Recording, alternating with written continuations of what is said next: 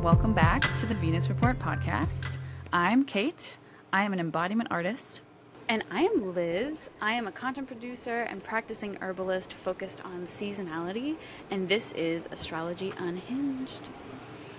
So if it's your first time here, welcome.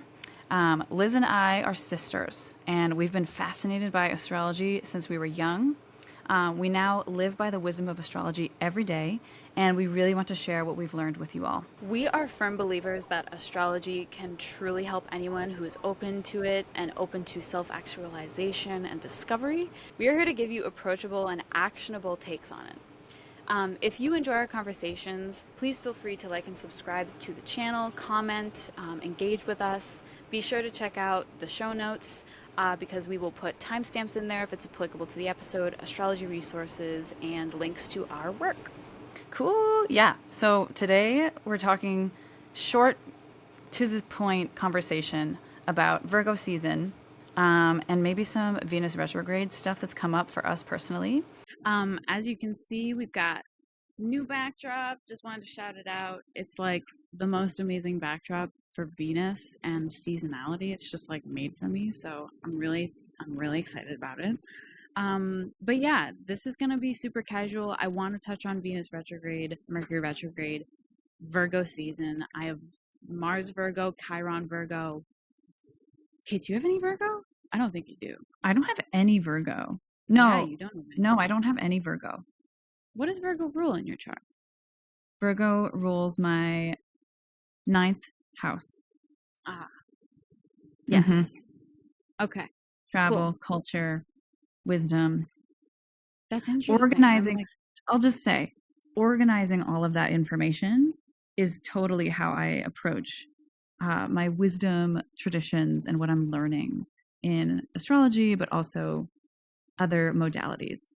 It's like, love to learn. When Virgo season comes around and the sun is hitting my 9th house, I am so about like reading the books and learning the things and taking new courses, launching courses, all of it. Yes. And I honestly feel like it's like organized travel or something. I feel like you've always had that like knack for travel and organized, and you always, I don't know if this is showing up as this for you, but I feel like anytime we've traveled together, you remember the names of the places like the back of your hand, and I never do. I'm like, what was that? What state were we in? Like, what was going on? And you're just like, that was here and here and here. Interesting. Like, yeah, well, that makes sense. There's like this mercurial influence in my 9th house, which is like when we do travel together. Yeah. Or when I do travel in general, I like remember the town or the city or the train station and the name of the thing or the name of the restaurant. It's always come really easily to me, which is interesting to say. Also, something else. If you're a Capricorn rising, Virgo season starts when? When does Virgo season begin? 23rd. The 23rd of August, and it goes until September 21st. Okay, great. 22nd. Yeah. Okay, great. So Virgo season is coming up. Starts on the 23rd, which is Wednesday. And yeah. I'm excited. Okay, so what I wanted to ask you is, how do you feel this time of year, Kate? Because I feel exhilarated, and I don't know what that is, but I want to know. I want to hear your take. I know you kind of touched on it, but I want to hear your take on Virgo season. Virgo season for me feels like a breath of fresh air. It feels really, honestly, I think a lot of people I've talked to are like, oh, I don't like, the end of summer because that means the winter's coming, at least in the Northern Hemisphere where we live. Virgo season is like the end of the summer, and I love the smell of the trees, the smell of the grass, the like almost cicada like bugs that are like buzzing constantly and like the hot summer days. And then it's like cool at night, and I feel like a nostalgia for going back to school, like back to school backpacks, and literally like can smell like the JanSport backpack that I'm like used to wear, and like the stretchy book covers that I used to put on my like science and history books. And like, I don't know about anybody else, but I'm obsessed with this nostalgia, with this whole sensory experience. Like The it gives me a lot of joy. JanSport The JanSport backpacks with the stretchy covers. ASMR for Virgo season. God. Okay, all right. Can I say one thing also? I feel like Virgo is also, along with Taurus, very sensational. Like, I feel like Virgo, because it's the time of year where everything is super out, like in bloom, super in bloom and in harvest mode. It's like the sensations are really predominant, and Virgo always has reminded me, and this is more of an obvious archetype, but it's like the gardener, the girl, not the girl, but like the loner, the hermit who just likes to hang out in the garden and like smell things and like cultivate things and like earthy, like put their hand into the soil and just like feel it. But also there's like this undeniable sense of change. And it's like that mutable thing that I feel with Virgo is almost the most felt for me over any other mutable sign. It feels, I don't know if it's the time of year either. It could be. Like, it's just that time of year where I just feel the most is changing. The most is like coming back down and like getting grounded. And like Virgo, for whatever reason, feels the most grounded in that sense. Do you know what I mean? Like, it's like the groundedness of coming back. It's like the groundedness of the movement back inward. Because like when you think about the zodiac, Virgo, we're going kind of into that descendant area where it's like sixth house rules Virgo. It's like our daily schedules, but it's also like our health. And it's like this groundedness of coming back to the self, coming back to your health, back to your center. And I deeply enjoy that. I love summer, but also fall, I think, is better, in my opinion. I feel better during the fall. I feel less like exposed, and it might just be who I am, my constitution, my chart, whatever. And I know a lot of people think that, you know, the end of the summer is like it's like this overwhelming sense of doom where winter is around the corner. And to me, it's exciting. It feels like growth.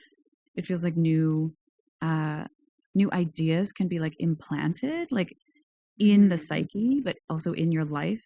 New ways of being can actually make their way into your behaviors and your lifestyle. Yes. Something just came up. I wonder if you have a Virgo moon, I want to know your experience with this time of year, with all the change. I feel like it might feel overwhelming to people who have Virgo moons. And like, I don't know, it feels like something, because there's always going to be that new moon right at the beginning, like usually of Virgo season. But I just wonder how people with Virgo moons feel during this time of year with what you said. Like, it's like that feeling. And yeah, I feel like that's definitely a Scorpio. I don't know. I feel like that's kind of your Scorpio sun, like something about this whole fall season, like Libra, Scorpio, even like I almost feel that the peak of the energy is usually Virgo into like Scorpio for the fall. Not, I mean, I know Sagittarius is still in the fall, but it just feels like this exhilarating, like opportunity and all of that. But anyway. So, yeah. So what does Virgo season feel like for you? Yeah. So definitely touched on it like a bit into like the feeling, but for me, I also love Virgo for the sense of like, I definitely feel a sense of igniting energy, like something. I feel like I'm always about to start something or about to launch something new into the world when Virgo season comes around, like when the sun hits Virgo. I have this ruling my 11th house, and it's not conjunct. I have Mars in Virgo, but it's not conjunct my Chiron in Virgo. They're just in Virgo. So I feel like there's just this, there's like lessons that I always learn, but there's also this thing, and I don't know if it's just recently when I've become more present online, but it's the house of Aquarius that rules my Virgo house. And I do feel like there's something about the internet that has to do with communities and launching things and being active this time of year on it. And that comes naturally to me. And it's just funny that I have those planets there. But then when you look to Aquarius in my chart, it rules my IC, and then Leo rules my MC. And I've lately, this was something I wanted to talk about. Lately, I've been feeling this placement a lot. And it's probably because Venus is going retrograde in Leo right now. But there's all of these, like, just things coming up around the internet and around, like, building a community on the internet and reforming a relationship with the IC ruler. So it's weird. I feel like people should also look right now during this time. I mean, I think Venus is retrograde until September 4th, I believe. I might just be wrong. about the 4th, yeah. Yeah. Look to Aquarius and see if there are aspects of, like, foundation coming up with the house ruler of Aquarius coming up right now. Like, where is Aquarius for you? I feel like I know this. For me, it's second house. Second house. And I think that that's a smart place to look right now to just gain more insight into what Virgo is teaching us. Mm-hmm. Yeah. Yes. So Venus is now past its Cassini point. So it entered the heart of the sun, and then it reemerged on the other side as a morning star. So it hasn't been a morning star for a while. So how are we feeling with Venus currently? I'll just say kind of what I noticed after the Cassini and the retrograde in Leo, where it's still retrograde until about September 4th-ish. I am totally reviewing and reclaiming a lot of things in terms of, like, how I transform and my transformation process, and grief, like grief in general. A grief process is what I'm moving through currently. And it's like this back and forth of, like, okay, how do I want to step into grief? How do I want to move through it? And the 5 stages, or whatever, how many stages there are of grief. There's, like, denial, there's acceptance, there's, like, anger, all these things. So I'm, like, really moving through that on a personal level. And, like, reclaiming my, like, joy, Venus and Leo. And I feel that when Venus reemerged as a morning star after the Cassini, which was, I forget the exact date. Do you remember the exact date of the Cassini? Oh, I feel like that was, like, almost... It was August 15th-ish. A week and a half ago. Yeah, it was, like, around the 15th of August. I feel now, like, a little bit more, like, oomph and, like, power and, like, like, don't fuck with me, like, energy with Venus now that it's a morning star.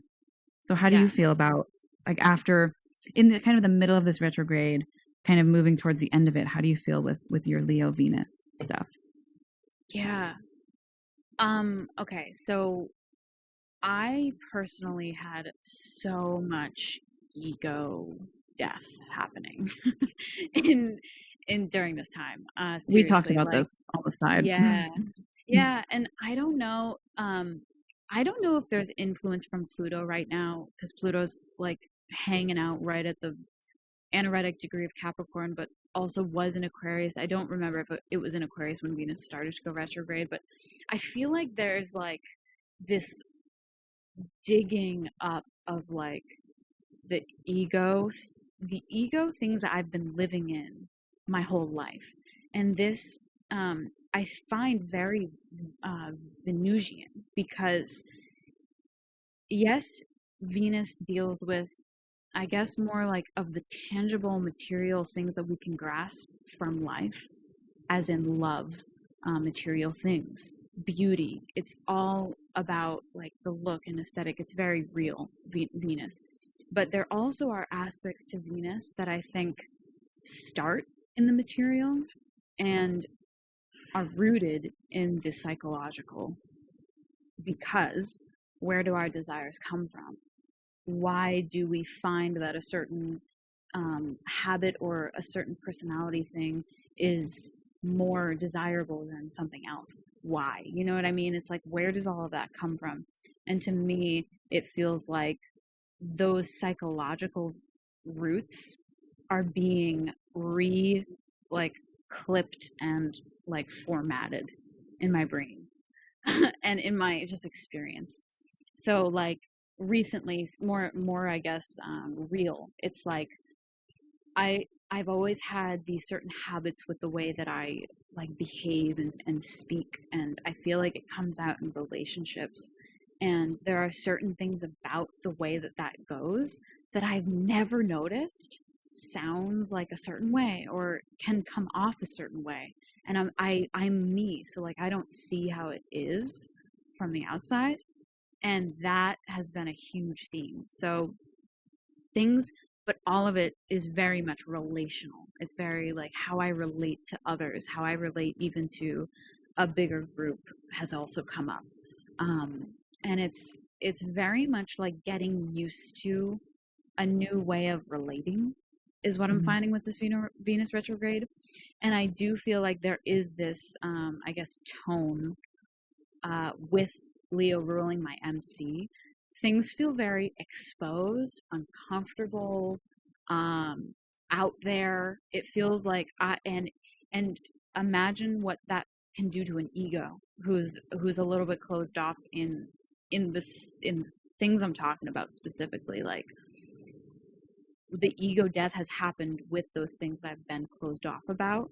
So like to have it just all on the table and like in the most light, I've been just like, it feels so uncomfortable, and it feels just like, okay, rip my heart out. You know what I mean? Like it's just insane. So yeah, that has been my experience with Venus retrograde. Yeah, I wrote, I feel like I am now seeing that I shine through communities, Aquarian environments. There's been like this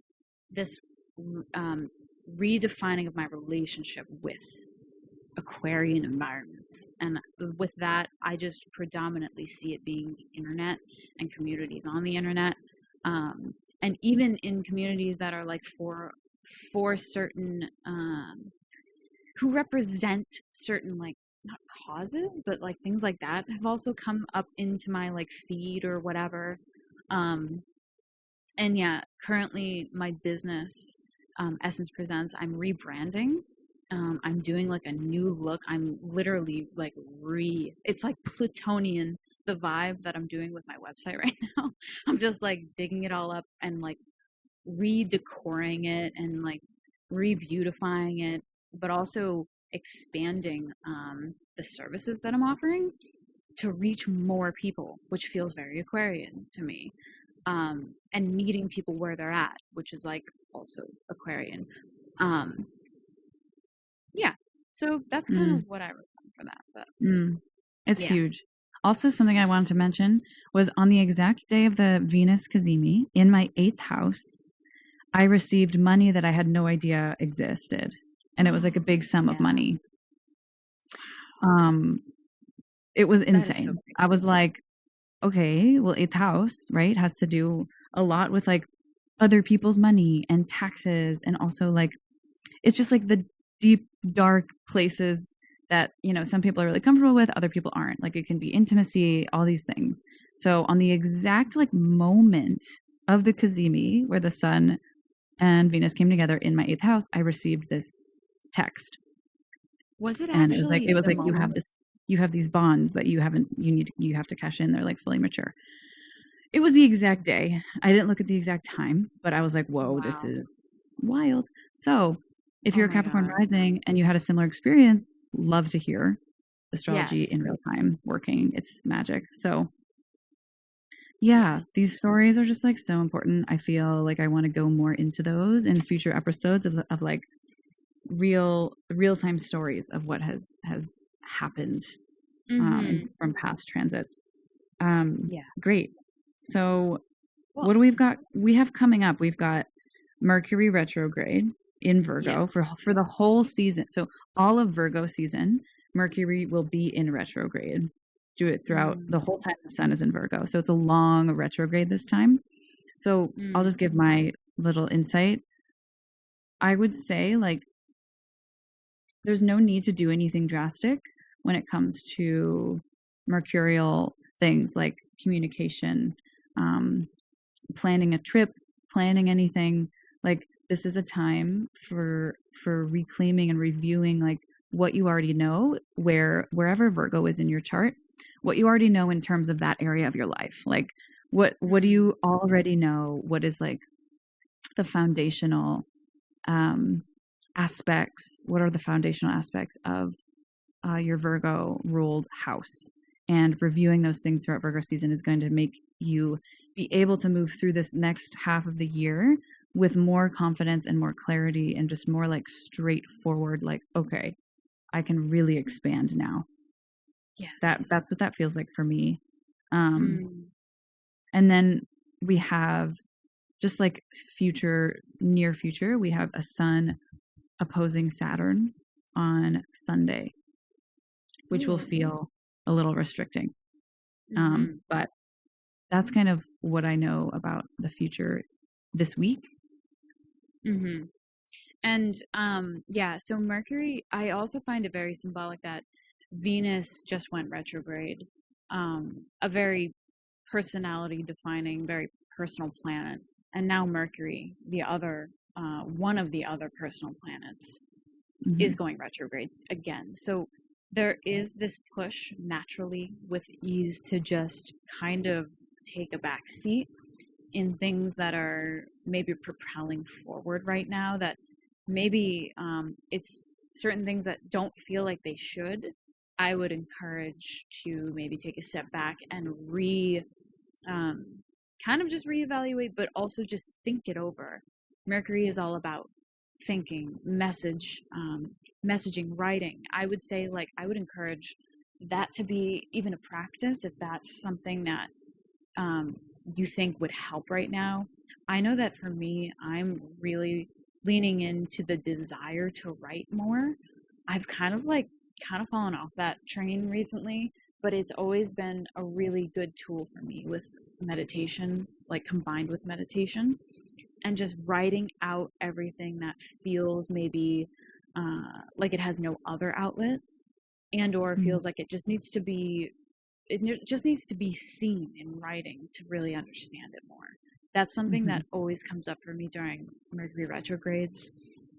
I would also look to where your Mercury is placed, because it is possible that, depending on if there's aspects between Mercury right now, if you have Mercury in anything that's making an aspect to Virgo, just be prepared to feel this, right? Like if you have Mercury in Libra or Mercury in Leo, I don't know what that aspect actually is called. I know that there's an aspect that's like with signs next to each other, but like just an example, you might not feel it as heavily as somebody who has like Mercury in Pisces or things like that.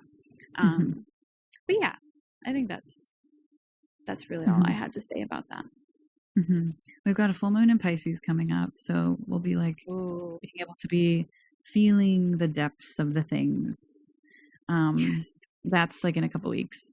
So another thing about Virgo season and having the sun be at this time where it is leaving this fire fixed energy and going into an earth grounding sign. I feel like almost anybody could feel this kind of descending energy into like a groundedness, like, okay, things are getting real. There's reality checks, right? So something that has happened in my life very recently is this idea that something that has been a long-standing, reliable source of transportation, my car, isn't going to last forever. And it was like a reality check, because things kept coming up during Leo season. Like, I think even back in Cancer season, there was like little things that would happen, another little thing that would happen, and then over time I realized, I was like, oh, this is happening more often now than ever, and there needs to be some sort of thinking over or planning to plan for the time where this won't be my reliable source of transportation anymore. You know what I mean? So I thought that was very like, I felt the theme of reality checks.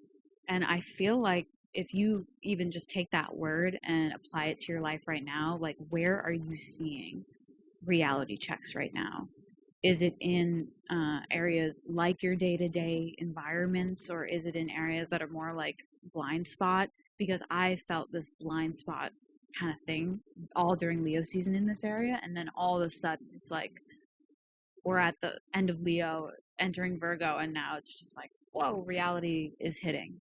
And now it's something that I'm like actively thinking about because it's such a big part of my life. So I thought that was a really interesting, like, real thing that has happened around Virgo.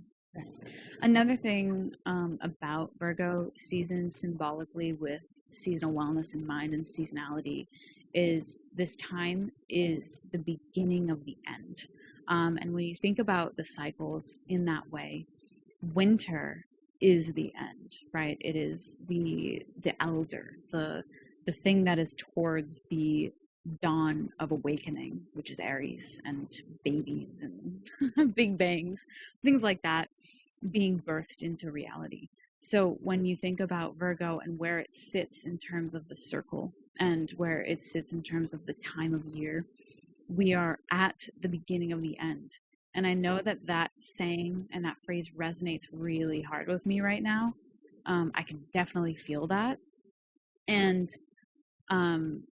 it's kind of, as we're descending, we approach the equinox, which is the very middle of the descendant, which can bring like accumulation. I feel like the equinoxes are very full moon moments where everything comes to a head, and it's kind of like that other equal time of year versus the Cancer, Capricorn tropical moments of the solstice. It's like just as big, but also evened out, and it feels still like things are changing during the equinoxes. It's not so much fixed energy, which I understand that all the equinoxes and tropical solstice signs are cardinals, but something about the tropical axis seems very fixed to me. It feels very comfortable. We're about to be in winter. Winter's ahead or summer's ahead. It feels comfortable. It feels neutral. But with the equinoxes, everything feels, I feel like on the whole side, it's just like change. And it won't, it doesn't like feel neutralized until the winter for some reason. I feel that. My message with all of this, it may feel uncomfortable for some of us who feel best in fixed times of year, is what I wrote down. So I have a lot of cardinal, and I also have some fixed like placements, but I feel like I feel comfortable in cardinal fixed signs because of this change, this mutable energy. And I feel like the mutable energy is most felt among all people, but it's also an uncomfortable feeling for some people, which I can definitely relate to. So this time might also feel uncomfortable for you, but I encourage just taking in the grounding earth energy that we are about to receive with the sun moving into Virgo. Find solitude. I always find Virgo to be symbolic of the hermit in the tarot deck.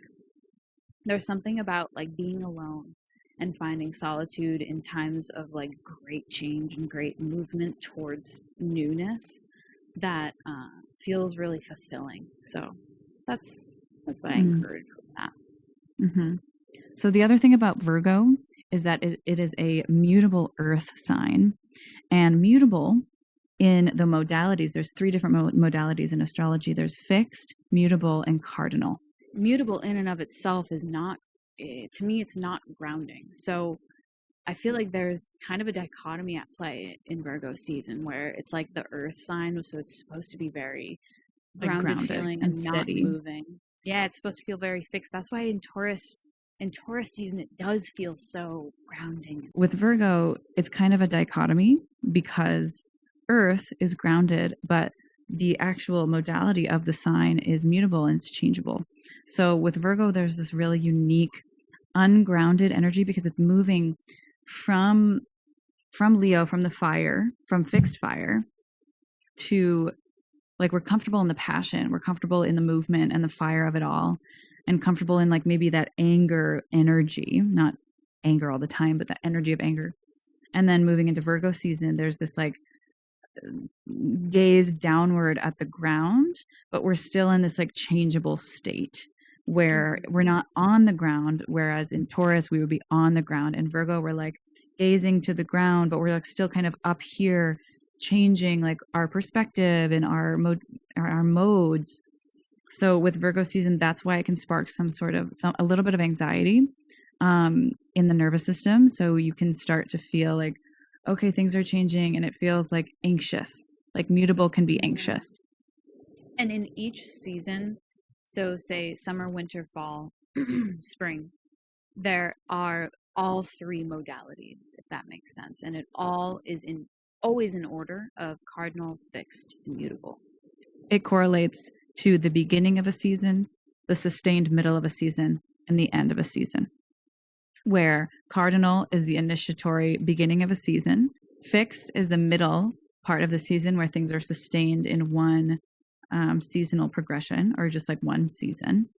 And the end of a season is mutable, where things are changing, the leaves are falling, and there's a new season coming forth.